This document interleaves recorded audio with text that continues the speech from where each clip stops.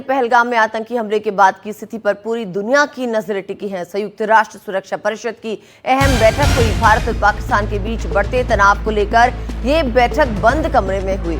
इससे पहले संयुक्त राष्ट्र के महासचिव एंटोनियो गुटेरेस ने कहा कि ये देखकर मुझे पीड़ा होती है कि उनके आपसी संबंध इस खतरनाक मोड़ पर आ गए हैं।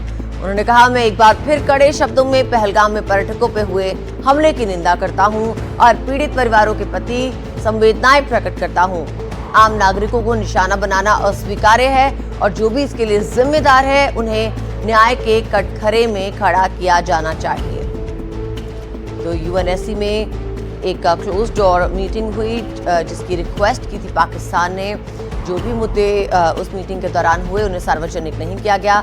हमारे संवाददाता उमा शंकर इस खबर पे हमारे साथ जुड़े हुए हैं। उमा, क्लोज डोर बैठक क्या हुआ यूएनएससी की इस बैठक में?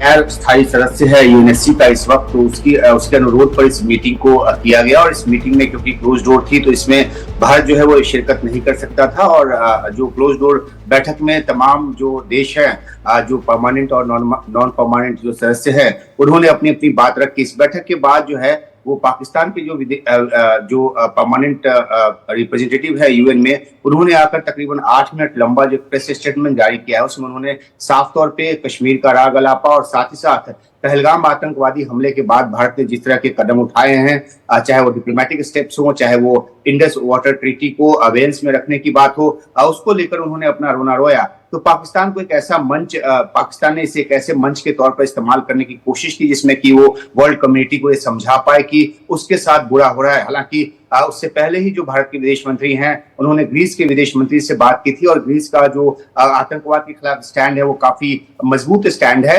क्योंकि ग्रीस जो है वो अध्यक्ष है इस वक्त यूएनएससी का। तो उसकी अध्यक्षता में ये बैठक हुई है। अब क्योंकि बैठक क्लोज डोर थी तो किसी और देश ने किसी तरह का कोई स्टेटमेंट जारी नहीं किया, लेकिन पाकिस्तान क्योंकि इस मंच का अपने फेवर में इस्तेमाल करना चाहता है तो उसकी तरफ से एक लंबा स्टेटमेंट जो है वो जरूर दिया गया है। उसने तमाम वही बातें की है जो पहले से कहता रहा है। कश्मीर में जो यूएन चार्टर के मुताबिक प्लेबिसाइड की बात की है और कश्मीर समस्या को वहां के मानवाधिकार की बात की है। तो ये वैसी बातें हैं जो पाकिस्तान लगातार अंतर्राष्ट्रीय मंचों पर उठाकर भारत को बदनाम करने की कोशिश करता रहता है। लेकिन पहलगाम आतंकी हमले के बाद भारत ने जिस तरह का आउटरीच किया है दुनिया के अलग अलग देशों से, तो भारत की स्थिति और पहलगाम हमले की सच्चाई से दुनिया के देश जो है वो भी परिचित हो रहे हैं। जी उमा, ये तो बात क्लियर है कि पाकिस्तान की कोशिश ये है कि किसी तरीके से, किसी भी जरिए से, किसी भी मंच से इंटरनेशनल इंटरवेंशन यहाँ पर हो जाए और वो इसी दिशा में कोशिशें लगातार कर रहा है। बाकी ये बात अलग है कि कितनी बात उसकी सुनी जाती है। अब बात कर लेते हैं यूएनओ की इस क्लोज डोर मीटिंग की।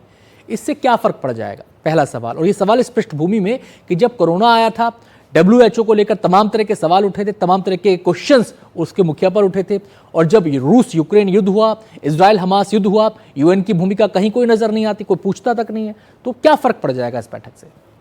जी देखिए, ये बात तो सही है कि यूएन को रिफॉर्म को लेकर भारत जो है लंबे समय से मांग करता रहा है, क्योंकि दूसरे विश्व युद्ध के बाद की बनी व्यवस्था है और इसका कोई जो दंत नख जो है वो है नहीं।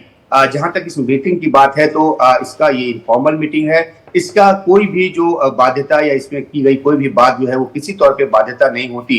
लेकिन पाकिस्तान जो है जरूर इस मंच को अपने फेवर में इस्तेमाल करने की कोशिश कर रहा है और इसलिए उसने इस बैठक का जो अनुरोध है वो किया और इस बैठक में उसने बढ़ चढ़कर अपनी बातें जो है वो रखी।